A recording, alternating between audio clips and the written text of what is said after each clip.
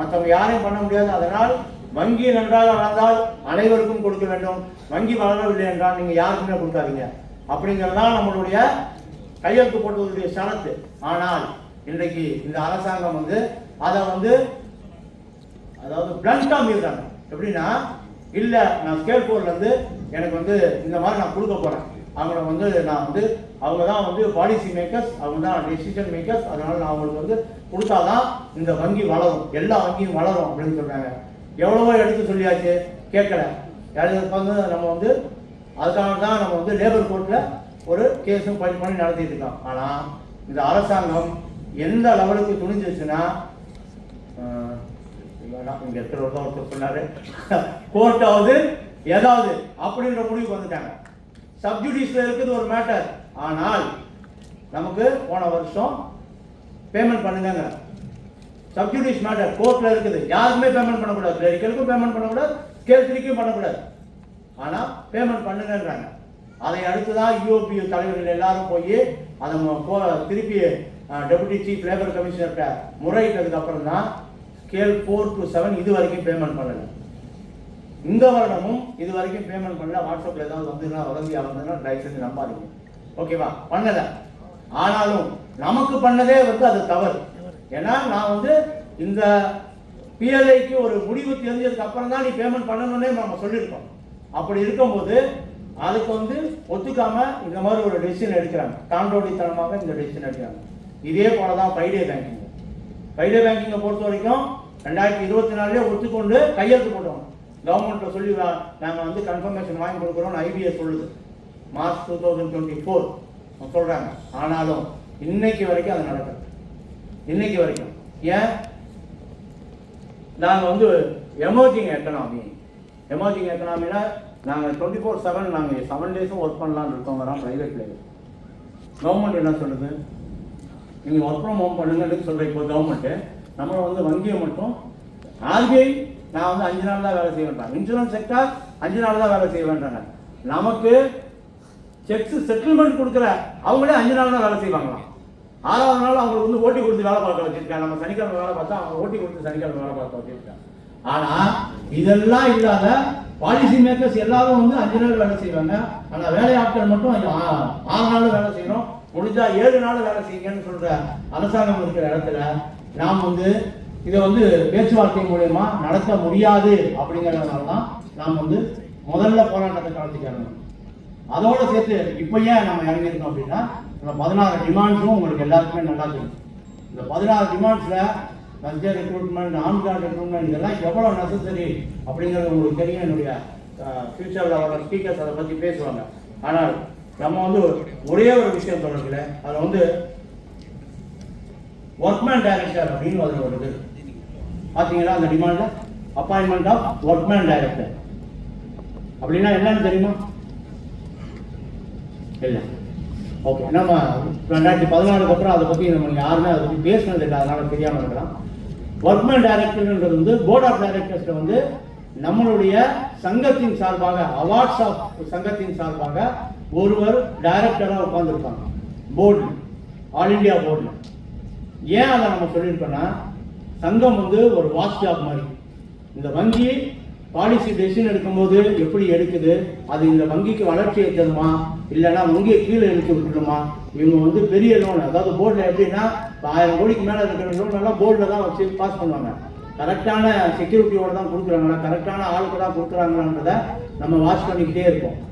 அது 2014 அப்புறம் இது வரைக்கும் அவங்க வந்து அப்பாயிண்ட் பண்ணல. இந்த அரசாங்கம் நம்ம இவங்கள தான் அதை வந்து போர்ட் ஆஃப் டைரக்டரா நீங்க வச்சுக்கணும்னு சொல்லி 3 பேரை நம்ம லீடர்ஸ் கொடுக்குறாங்க. அதை வந்து இந்த வங்கி நிர்வாகம் அரசாங்கத்துக்கு அனுப்புது. இன்னைக்கு வரைக்கும் அதை ஒத்துக்கொள்ள மாட்டேன்றாங்க. ஏன்னா அவர்கள் எடுக்கும் தப்பான முடிவுகள், அவங்க பைனான்ஸ் பண்ற தவறான ஆட்களுக்கு பைனான்ஸ் பண்றது, அவர்கள் பெருமுதலாளிகளுக்கு வாரி கொடுப்பது, அவர்கள் என்பிஐ ரைட் ஆஃப் பண்ணுவது, இது எல்லாம் வெட்ட வெளிச்சமாக பப்ளிக்கு தெரிஞ்சிடும் சொல்லி அதை மறைப்பதற்காகவே தோழர்களே அவர்கள் ஒர்க்மேன் டைரக்டர் நியமிக்க மாட்டேங்கிறாங்க. இதை எதிர்த்து நம்ம வந்து இவ்வளவு நாள் போராடணும், பேச்சுவார்த்தையிலே இருந்தோம், எதுவும் நடக்காதுன்னு தெரிஞ்சிச்சு. அதனாலதான் இப்போ வந்து அதை போராட்ட களத்தில் அறிவிச்சிருக்கோம். அதே மாதிரி PF trustee nominee PF trustee நாமினிங்கிறது வந்து அதுவும் அப்படிதான். அந்த பிஎஃப் நம்மளுடைய பிஎஃப் ஃபண்ட் இருக்கு இல்லையா, அதை வந்து ஒரு ட்ரஸ்ட் அக்கௌண்ட்ல தான் இருக்கும்.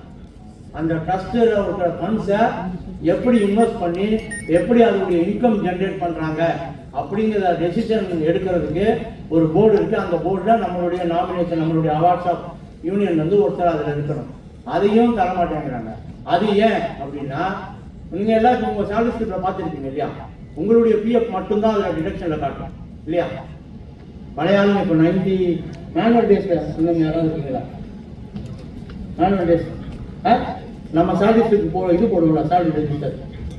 அப்போ நம்ம என்ன பண்ணுவோம், பிஎஃப் பேங்க் கான்ட்ரிபியூஷன் ஒன்று எழுதுவோம், மெம்பர் கான்ட்ரிபியூஷன் ஒன்று எழுதுவோம். பேங்க் கான்ட்ரிபியூஷனையும் அந்த வங்கி கிளையிலேருந்தே தான் டெபிட் பண்ணி அனுப்புவோம். ஆமாம், பென்ஷன் கான்ட்ரிபியூஷன் அதுவும் வங்கி கிளையிலேருந்து தான். அது டோட்டலாக தான் சேலரின்னு காட்டுவோம். இப்போ அந்த நம்ம ஹெச்ஆர்எம்எஸ்ல அது ஒன்று வரதே இல்லை, நம்மளுடைய கான்ட்ரிபியூஷன் மட்டும் தான் இருக்குது.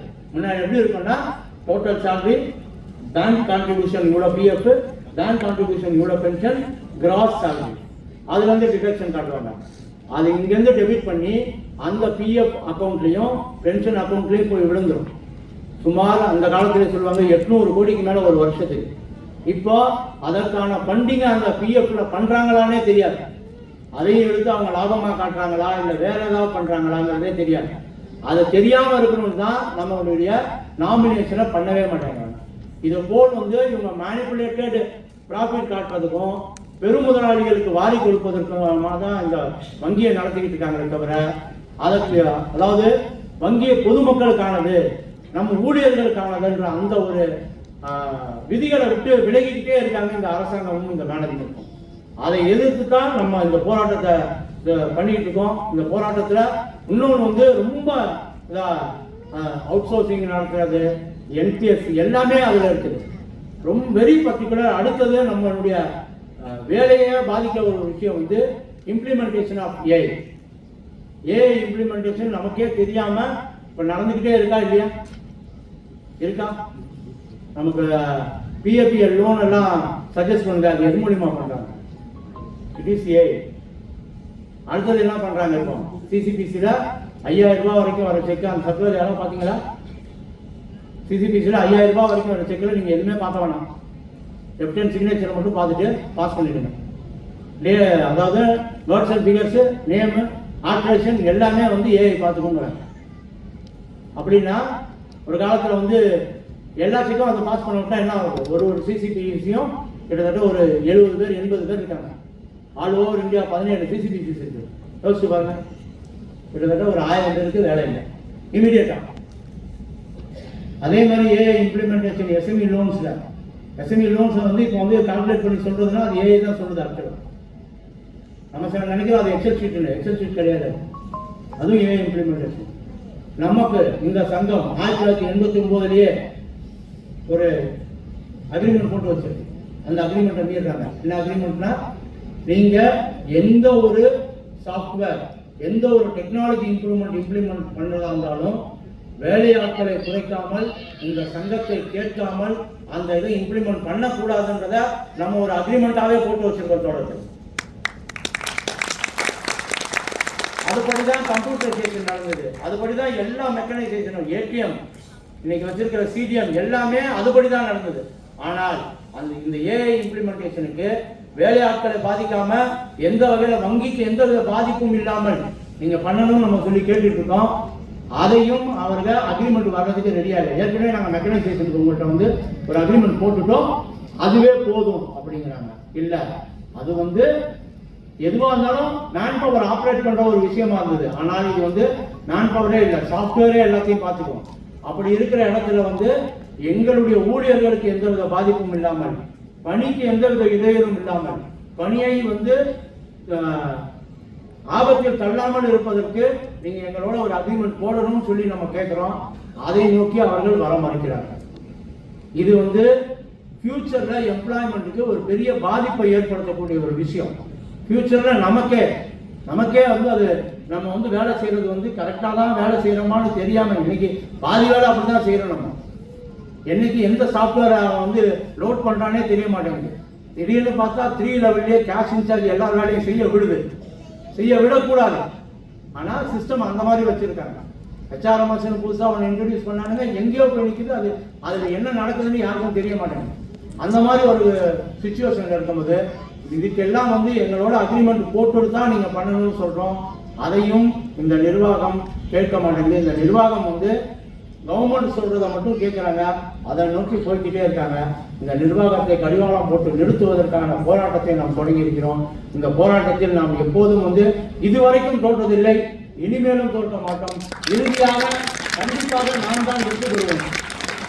அதற்கு ஒன்றே ஒன்றுதான் நீங்க எல்லாரும் செய்ய வேண்டியது ஒன்றுதான், ஒற்றுமையா இன்னைக்கு இந்த நம்மளுடைய ஆபீஸ்வர் மதுரை சபாபீஸுடைய தோழர்கள் உங்களை இப்போ அழைக்கும் போது இப்படி நீங்க அனைத்திரண்டு வந்த மாதிரி அனைத்து போராட்டத்திற்கும் அனைத்து விஷயங்களுக்கும் இது மாதிரி ஒற்றுமையா இருக்கணும். வங்கி கிளையில ஒன்று இம்ப்ளிமெண்ட் பண்ணணும்னு சொன்னா இன்னைக்கு வரைக்கும் அது நடந்துகிட்டு இருக்கு. அது எனக்கு எந்த மாற்று கருத்தும் இல்லை.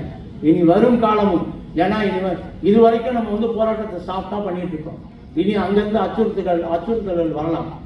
அப்படி இருக்கும் போதும் நமக்கு வந்து இதை வந்து ஆபீஸ்காரர் என்ன சொல்றாங்களோ அதை வந்து நீங்க வந்து ஸ்ட்ராங்கா இம்ப்ளிமெண்ட் பண்ணணும். ஆபீஸ்காரருடைய ஒவ்வொரு குரலுக்கும் வந்து நம்ம அதை வந்து இவங்க இங்க சொல்றதை அங்க ரிஃப்ளெக்ட் ஆகணும் பிரான்ச்ல. அப்படி ரிஃப்ளெக்ட் ஆச்சுன்னா கண்டிப்பாக இந்த போராட்டம் வந்து வெகு சீக்கிரத்தில் நமக்கு ஃபேவரா முடியும் அப்படின்ற அந்த நம்பிக்கையோடு நம்மளுடைய நெக்ஸ்ட் பார்ட் என்னுடைய பொதுச் செயலாளருடைய பணி நிறைவு பாராட்டு விழா. பணி நிறைவுனா இந்த மாதம் நினைச்சுக்காதீங்க தயவுசெய்து, அவருக்கு ஜூலை மாதம் தான் பணி நிறைவு. இந்த மதுரை மண்டலத்தின் சார்பாக அவருக்கு ஒரு பாராட்டு விழா நடத்தணும்னாங்க. கடைசி மாதம் எல்லா மண்டலத்திலையும் நடத்த முடியாதுன்றதுனால முன்னாடியே இங்கே நம்ம வந்து வைக்க சொன்னோம். என்னுடைய பொதுச் செயலாளர் அதாவது எப்படின்னா கடுமையான உழைப்புக்கு சொந்தக்காரங்க. 2016 அவரோட நான் டிராவல் பண்ணிட்டு இருக்கேன். எந்த ஒரு விஷயத்துக்கும் வந்து அவர் நான் வந்து யோசிச்சிருக்காரு, பார்த்துருக்கேன். பட் ஆனால் 5 நான் பார்த்ததே கிடையாது. அவர் வந்து எந்த விஷயத்துக்குமே அந்த பயந்து என்னப்பா பண்ணலாம் அப்படின்னு யோசிச்சதே கிடையாது. மூவிங் ஃபார்வர்ட் அப்படிங்கிறது வந்து அது ஒரு தாரக மந்திரமாகவே வச்சிருக்கிறவர் என்னுடைய பொதுச் செயலாளர். 2013 அவர் ஆபீஸ்காரராக வந்தார். ஆனால் அதுக்கு முன்னாடியே வந்து இந்த சங்கத்தின் பால் அவருடைய ஈடுபாடு வந்து மிகப்பெரிய. ஏன்னா அவர் வந்து எல்ஹெச்ஓவில் இருக்கும்போது பார்த்தீங்கன்னா ஒர்க் பண்ண டிபார்ட்மெண்ட் வந்து பிபிஜி டிபார்ட்மெண்ட். இன்னைக்கு நமக்கு எல்லாருக்கும் தெரியும் HRMS டிபார்ட்மெண்ட். நேராக நம்ம ரிட்டையர் ஆகும்போது பிஎஃப் பென்ஷனு எல்லாத்தையும் கிராஜுவிட்டி எல்லாத்தையும் அதிலே போட்டுருவோம். நேராக வந்து இதில் விழுந்துருது பிஜிஎல்ல நம்ம எடுத்து எல்லாருக்கும் கொடுத்துருவோம். ஆனால் அந்த காலம் அப்படி இல்லை. அந்த காலத்தில் எல்லா பேப்பரையும் பிபிஜி டிபார்ட்மெண்ட்டுக்கு அனுப்பணும். ஆர்ஜிஓ மூலியமா ஏஓ மூலியமா எல்ஹெச்ஓ போய் பிபிஜி டிபார்ட்மெண்ட்டுக்கு போவோம். அந்த டிபார்ட்மெண்ட்ல ஒர்க் பண்றவங்க பர்ஃபெக்டா ஒர்க் பண்ணா மட்டும்தான் நம்மளுடைய ரிட்டையர் ஆகிற தோழர்கள் நிம்மதியான முறையில் ரிட்டையர் ஆவாங்க. அந்த மாதிரி ஒரு இடத்துல அவர் இருக்கும்போது நம்மளுடைய அந்த பழைய தலைவர்கள் எல்லாருமே இவரைத்தான் வந்து அவார்ட் ஷாப்புடைய ரிட்டையர்மெண்ட் எல்லாத்தையும் பார்த்துக்கிறதுக்கு ஒரு தூணாக நினைச்சு இவர்கிட்ட தான் கான்டாக்ட் பண்ணுவாங்க. மதுரை சப்பாத்தூர், திருச்சி சப்பாத்தூர், கோயம்புத்தூர் சப்பாத்தூர் எல்லாருமே ஸ்ரீதர் இந்த மாதிரி பேப்பர் அனுப்பியிருக்கேன், அதை கொஞ்சம் பார்த்துக்கோங்க அப்படின்னு சொல்லுவாங்க. அந்த லெவலுக்கு நம்மளுடைய பழைய டிஜிஎஸ்லேருந்து பிரசிடென்ட் ஜென்செக்லேருந்து எல்லாருடைய நம்பிக்கைக்கு பாத்திரமாக இருந்தவர். அதனால தான் 2013 ஒரு ஆப்பர்ச்சுனிட்டி கிடைக்கும் போது அவர் ஆத்துக்குள்ளார உள்ள வராரு. 2009 தோழர்கள் நீங்கள் நிறைய பேர் இருப்பீங்க. உங்கள் எல்லாருக்கும் வந்து மோஸ்ட்லி பிஎஃப் நம்பர் ஜென்ரேட் பண்ணதில் அவருடைய பங்கு நிறைய கண்டிப்பாக நிறையா இருக்குது. எல்லா பிடிசி டிபார்ட்மெண்ட் தான் நானோட தான் அப்போ வந்து பிஎஃப் நம்பர் ஜென்ரேட் பண்ணாங்க. அப்போ வந்து அவருடைய உழைப்பு அதில் கடுமையான உழைப்பு. அதே போல் தோழர்களே 2016 அவர் வந்து டிஜிஎஸ் 2016 டிஜிஎஸ்னா இப்போ நீங்கள் மதுரை மாவட்டத்தில் 5 ரீஜன் வச்சுட்டு இருக்கீங்க. 5 ரீஜனுக்கு டிஜிஎஸ் அப்படின்னு தான் சொல்லுவோம். ஆனால் அவர் 9 ரீஜனுக்கு டிஜிஎஸ்ஸாக இருக்கார். 9 ரீஜன். சென்னை நார்த் சவுத் ரெண்டும் அப்போ வந்து நம்ம பேங்க் வந்து அதை பிரிச்சுட்டாங்க. நம்ம சங்கம் வந்து அப்போ வந்து பிரிக்காமல் வச்சுருந்தோம். ஏன்னா நம்ம வந்து பொதுக்குழுவை கூட்டி தான் ஏதாவது நம்ம பைபர்கேட் பண்ணணும், நம்ம பயிலாளர்கள் எது பண்ணணும், மாற்றமாக ஏதாவது செய்யணும்னா பொதுக்குழுவை கூட்டி தான் பண்ணணும். அதனால் நம்ம பொதுக்குழுவில் வந்து சென்னை ஒன்றா தான் இருந்தது. அப்போ சென்னை நார்த் சவுத்துன்னு பிரிக்கலை, அதே மாதிரி சேலம் மாவட்டம் பிரிக்கலை. அதனால் வந்து சென்னை நார்த் சவுத்தில் இருந்த 9 ரீஜனுக்கும் அவர் வந்து நம்பர் 1 டிஜிஎஸ்ஸாக இருந்து அந்த 9 ரீஜன் 9 ஹெச்ஆர் மேனேஜர் 2 சிஎம்ஹெச்ஆர் 2 டிஜிஎம் அப்படி வந்து இத்தனை பேரை பம்பரமாக சுற்றி வேலை பார்த்தவர். அந்த லெவலுக்கு வந்து ரொம்ப கான்ஃபிடென்ட். அதாவது ஸ்ரீதர் இந்த வேலையை கொடுத்துட்டா போதுன்னு பொதுச்செயலாளர் நினைக்கிற அளவுக்கு 2 மாடியிலையும் கட்டி காப்பாற்றணும் சொல்றது. 2017 அசோசியேட் பேங்க் மெர்ஜர், அந்த மெர்ஜர் நடக்கும்போது பார்த்தீங்கன்னா இவருடைய பங்கு அதுலேயும் பெரிய விஷயம். ஏன்னா சென்னைக்குள்ள வந்து கிட்டத்தட்ட 1000க்கு மேல 1400 எம்ப்ளாயிஸ் வந்து அசோசியேட்டும் அந்த வருஷம் கரியர் ப்ரோக்ரஸும் 5 இயரும் இருக்காங்க. அசோசியேட் பேங்க்ல இருக்கிறவங்க எல்லாரும் அதே பிரான்ச்சில் இருக்கிற கொஞ்சம் மாற்றி கொடுங்கிறாங்க எல்லாரும். அதாவது யூனியன் ஆஃபீஸர் பார்த்தீங்கன்னா அப்போ வந்து கலகலன்னு இருக்கும், ஒரு கல்யாணம் பண்ணுற மாதிரி இருக்கும். ஆள் வர்றதும் போகிறதும் டீ கொடுத்து மாறாது. ஒரு பெரிய கேன்ல ஒரு 2-3 மாதம் நாங்கள் டீ வாங்கி வச்சிருக்க காலம் அது. அப்போ பார்த்தீங்கன்னா இவர் முன்னாடி தான் எல்லாரும் இருப்பாங்க. ஆனால் அந்த 1400 பேரும் ஒரு சின்ன சலசலப்பு கூட இல்லாம எல்லாரும் ஹாப்பியா அந்த பையர் கரியர் ப்ரோக்ரஷனை முடிச்சு கொடுத்து எல்லாரையும் சந்தோஷமாக வைப்பதில் என்னுடைய பொதுச்செயலாளர் தோழர் ஸ்ரீதரனுடைய பங்கு வந்து அவர் மட்டுமே அதை செய்தார். அதில் வந்து மாற்று மட்டுமே கிடையாது. அந்த லெவலுக்கு மெம்பர் சென்ட்ரிக்கா இருக்கிறவர், மெம்பருக்கு தான் செய்யணும், மெம்பருக்காண்டி தான் நம்ம இருக்கோம் அப்படின்னு நினைக்கிறவர். அதாவது ரொம்ப காட் பேரிங்கன்னா அதீத பக்தி இருக்கிறவர். ஆனாலும் அதையும் தாண்டி service to the human is the service to the God அப்படின்னு அதையும் சமமாக நினைக்கிறவர் அவர் என்னுடைய பொதுச்செயலாளர் தோழர்கள். அதே போல் நமக்கு வந்து அவர் 2024 நம்மளுடைய பழைய பொதுச்செயலாளர் தோழர் கிருபாகரன் ரிட்டையர் ஆனதுக்கு அப்புறம் இந்த இவர் வந்து பொதுச்செயலாளர் பதவி ஏற்றார். அந்த பொதுச்செயலாளர் பதவி ஏற்றதுலேருந்து இன்னைக்கு இங்கே மதுரை மாநிலம் தான் நிறைய அதில் பெனிஃபிட் ஆகிருக்குன்னு நினைக்கிறேன். ஏன்னா இந்த 2024 ரெக்ரூட்மெண்ட்டு அது 25 தான் வந்தது. அதே மாதிரி 25 ரெக்ரூட்மெண்ட் இப்போ 26 வந்துருக்கு. இந்த 2லையும் சேர்த்து ஏறக்குறைய 350க்கும் மேலான இன்டர்மாடியூல் டிரான்ஸ்ஃபர்ஸை வந்து நமக்கு பெற்றுக் கொடுத்ததில் என்னுடைய பொதுச்செயலாளர்களுடைய பங்கு மட்டுமே முக்கியமானது.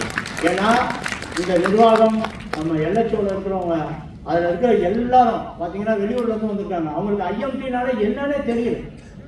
இந்த சிடிஓக்கு ஐஎம்டினா என்னன்னு புரிய வைக்கிறதுக்கு நாங்கள் எவ்வளோ கஷ்டப்பட்டோம் எங்களுக்கு தான் தெரியும். ஏன் மிட் ஆஃப் தி இயரில் போடுறீங்க, சீரியஸ் பாதிக்கும், அது இதை நடத்தாததுக்கு எவ்வளோலாம் பண்ணணுமோ அதெல்லாம் செஞ்சார்.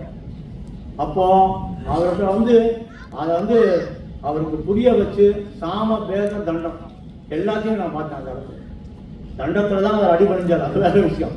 ஆனால் அவர்கிட்ட பேசுகிற விதமாக பேசி பேசி பேசி கடைசியாக இல்லைன்னா நீங்கள் வந்து இதை வந்து ஒரு சர்க்கிள் இஷ்யூவாக மாற்றுறீங்க. You are going to see the circle burning, we will be on fire அப்படின்னு சொன்னது என்னுடைய பொதுச்செயலாளர் தோழர்கள்.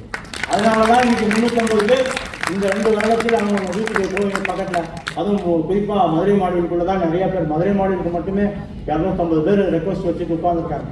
அதில் கிட்டத்தட்ட ஒரு 40-50 பேர் இங்கே வந்திருக்காங்க. அப்படின்னா அதற்கு காரணம் என்னுடைய பொதுச்செயலாளர். என்னுடைய பொதுச்செயலாளர் வந்து எப்படி சொல்றதுன்னா, அதாவது நம் பொதுச்செயலாளர் ஆகியமே அப்படின்றதுக்காண்டி வாழ்றது. For the organisation. இந்த சங்கம் எனக்கு இந்த பதவியை கொடுத்திருக்கு. இந்த பதவிக்கு வந்து நான் வந்து எல்லா விதமான பங்களிப்பையும் தர வேண்டும். இந்த பதவிக்கு எது அழகோ அதை நான் செய்ய வேண்டும் என்பதை முதல் குறிக்கோளாக வைத்து அதை நோக்கி சென்று கொண்டிருக்கிற தோழர்களே. அந்த பொதுச்செயலாளர் வந்து நம்ம ஜூலை மாதம் நம்மகிட்ட வந்து ரிட்டையர் ஆகிறாரு. கண்டிப்பாக இறைவன் வந்து அவருக்கு வந்து நீண்ட ஆயுதம் நிறைந்த செல்வமும் வந்து நல்லபடியாக கொடுப்பார். அவருடைய வாழ்க்கை தரம் வந்து இன்றைக்கு நல்லா இருக்கு. இதுவும் மென்மேலும் வளர வேண்டும். அவர் குடும்பத்தோடு மிக சந்தோஷமாக நோய் நொடி இல்லாமல் வாழ வேண்டும் என்ற இறைவனை பிரார்த்தித்து மீண்டும் ஒரு முறை தோழர்களே,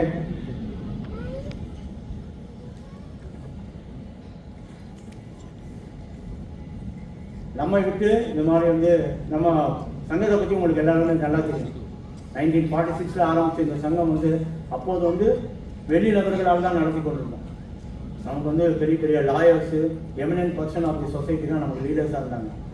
1964 வந்து இல்லை, எங்களை நாங்களே வழி நடத்தி கொள்கிறோம், சர்விங் எம்ப்ளாயிஸ் தான் லீடர்ஸாக இருப்பாங்கன்னு சொல்லி நம்ம அதை அந்த எழுத்து போட்டதுலேருந்து இன்னைக்கு சட்டேறக்கூடிய ஒரு 62 வருடமாக நாம் வந்து இதை நல்லபடியாக வீர நடை போட்டு நடத்தி கொண்டிருக்கிறோம். இன்னைக்கு நம்ம கேள்விப்படுறோம், பெங்களூரில் ஏஐபிஏ கான்ஃபரன்ஸில் சண்டை நடக்குது, சர்விங் எம்ப்ளாயியை வைங்கன்னு கேட்டுட்டு இருக்காங்க.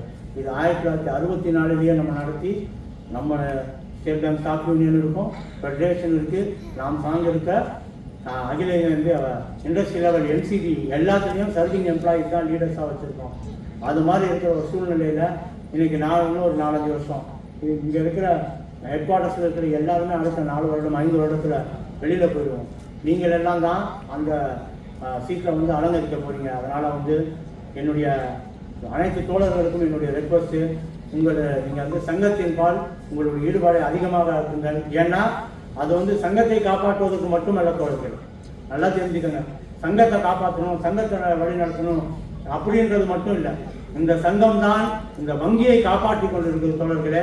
இந்த சங்கத்தை நீங்கள் எவ்வளோ லெவலுக்கு ஆக்டிவாகவும் காப்பாற்றி வச்சிருக்கீங்களோ அது இந்த வங்கியை தயவு செய்து நல்லா புரிஞ்சுக்கங்க. இந்த வங்கியை இந்த சங்கம் காப்பாற்றும். இன்னைக்கு முடிவெடுக்க வேண்டிய இடத்துல நம்ம தான் இருக்கோம். சங்கமாக ஒற்றுமையாக இருந்து நாம் குரல் கொடுக்காவிட்டால் இந்த மத்திய அரசாங்கம் கண்டிப்பாக டிஸ்இன்வெஸ்ட்மெண்ட்ல இந்த வங்கியை விட்டுட்டு அவன் சாப்பிட்டு போய்கிட்டே இருக்கான். அதனால இந்த சங்கத்தின் பால் நீங்கள் எல்லாரும் தொடர்பில் இருங்கள், ஒற்றுமையாக இருங்கள். ஒற்றுமையாக சங்கம் கொடுக்கும் அனைத்து குரலுக்கும் குரல் கொடுங்கள். இந்த சங்கத்தை வலிமைப்படுத்துங்கள். இந்த சங்கம் கண்டிப்பாக இந்த வங்கியை காப்பாற்றும், நம்மை காப்பாற்றும். நாம் கடைசி வரை இருந்து பென்ஷன் வாங்குவதற்கான அனைத்து இதையும் செஞ்சு நம்ம பென்ஷனாகவும் சந்தோஷமாக இருப்பதற்கு, இந்த வங்கியை நன்றாக வைத்திருப்பதற்கு இந்த சங்கம் மிக முக்கியம் என்பதை கூறிக்கொண்டு வாய்ப்பளித்த தோழர்கள் அனைவருக்கும், குறிப்பாக இந்த மதுரை மண்டல ஆபில்காரர் அனைவருக்கும், இந்த பேஷண்டாக உட்கார்ந்து கேட்டுட்டு இருக்கிற என்னுடைய தோழர்கள் அனைவருக்கும் மிகவும் சந்தோஷமான விஷயம். இந்த அரங்கு நிறைந்திருப்பது ரொம்ப மன நிறைவோடு சொல்கிறேன். வாய்ப்பளித்த தோழர்கள் அனைவருக்கும் மீண்டும் உங்களை நன்றி விடைபெறுகிறேன். நன்றி, வணக்கம். இந்த அரங்கம் மதுரை SBS ஜிந்தாபாத், जिंदाबाद जिंदाबाद, SBS ஜிந்தாபாத், जिंदाबाद जिंदाबाद, ஸ்டாப் பொட்டேஷன் ஜிந்தாபாத், जिंदाबाद जिंदाबाद, ஸ்டாப் பொட்டேஷன் ஜிந்தாபாத், जिंदाबाद जिंदाबाद, NCB ஜிந்தாபாத், जिंदाबाद जिंदाबाद, NCB ஜிந்தாபாத், जिंदाबाद जिंदाबाद, our unity ஜிந்தாபாத், जिंदाबाद जिंदाबाद, our unity ஜிந்தாபாத். जिंदाबाद जिंदाबाद. Thank you, comrade.